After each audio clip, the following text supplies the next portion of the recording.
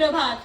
परम आदरणीय प्रधानाचार्य महोदय, अन्य अध्यापक वर्ग और मेरे सामने खड़े मेरे प्यारे भाइयों तथा बहनों, मैं काव्या शर्मा 11वीं कक्षा की छात्रा आज गांधी सदन का प्रतिनिधित्व करते हुए आप सभी के समक्ष एक ऐसे विषय पर अपने विचारों को साझा करने के लिए यहाँ पर उपस्थित हुई हूँ जो हमारे राष्ट्र की प्रगति की गाड़ी को धीमा कर चुका है, भ्रष्टाचार। वही भ्रष्टाचार जो हमारे देश के विकास की राह में बाधा बन चुका है।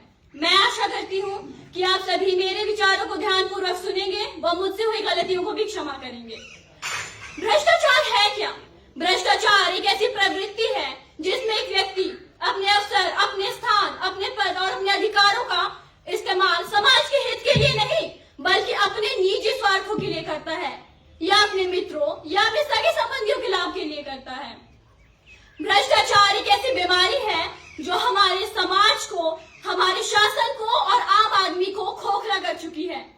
अगर मैं अपने राष्ट्र की तुलना एक वृक्ष से करूं तो मेरे परिप्रेक्ष्य में तो भ्रष्टाचार एक ऐसा दीमक है जो इस वृक्ष की जड़ों को धीरे धीरे खा जाएगा।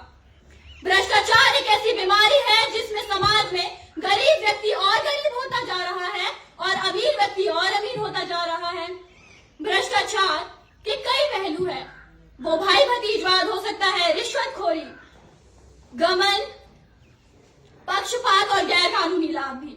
भ्रष्टाचार तब कायम होता है जब एक युवा जिसके पास प्रतिभा हो परंतु उसे नौकरी ना मिलके किसी ऐसे युवा को नौकरी मिल जाए जो रिश्वत देकर नौकरी ले चुका हो।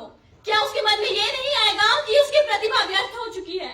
भ्रष्टाचार तब कायम होता है जब सरकार योजनाएं चलाती है, जरूरतमंदों के लिए पैसा भेजती है, लेकिन वो पैसा जरूरतमंदों तक पहुंच ही नहीं पाता है। क्यों? क्योंकि उसी सरकार के अधिकारी बेईमानी से घोटाला करके उस पैसे को गुम कर देते हैं।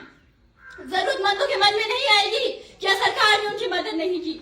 भ्रष्टाचार एक ऐसा दैत्य है जो हमारे समाज के विकास को रोक चुका है, समाज की प्रगति को रोक चुका है, राष्ट्र को खोखला कर चुका है। और हम तो सीना चौड़ा करके कहते हैं कि मेरा देश तरक्की कर रहा है। मेरे साथियों, ये देश तब तक तरक्की नहीं कर पाएगा जब तक हम लोग इस भ्रष्टाचारी रूपी दैत्य से नहीं लड़ जाएंगे। भ्रष्टाचार केवल दूसरों की गलती नहीं है। भ्रष्टाचार को हम तब बढ़ावा देते हैं जब सड़क पर चलते हुए ट्रैफिक पुलिस से बचने के लिए चुपके से 100-200 रुपए पकड़ा देते हैं। अपने नैतिक नियमों का उल्लंघन करके हम भी भ्रष्टाचार को बढ़ावा देते हैं। स्कूल की परीक्षाओं में या किसी शिक्षण संस्थान की परीक्षाओं में नकल करके भी हम इसे बढ़ावा दे रहे हैं।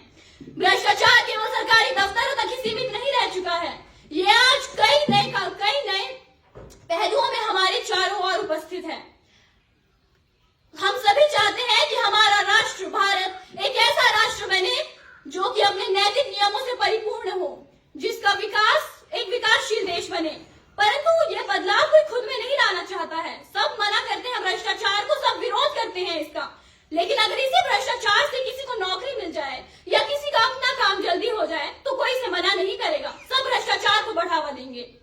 अंत में अपनी वाणी को विराम देने से पूर्व मैं बस इतना ही कहना चाहूंगी कि अगर हम सच में इस भ्रष्टाचार रूपी दैत्य से लड़ना चाहते हैं तो हमें बेईमानी से मुंह मोड़ लेना होगा, रिश्वतखोरी का विरोध करना होगा, ईमानदारी को अपनी आदत बनाना होगा और अपने देश के लिए मैं क्या कर सकती हूँ इस चीज पर जोर देना होगा। धन्यवाद। जय हिंद, जय भारत।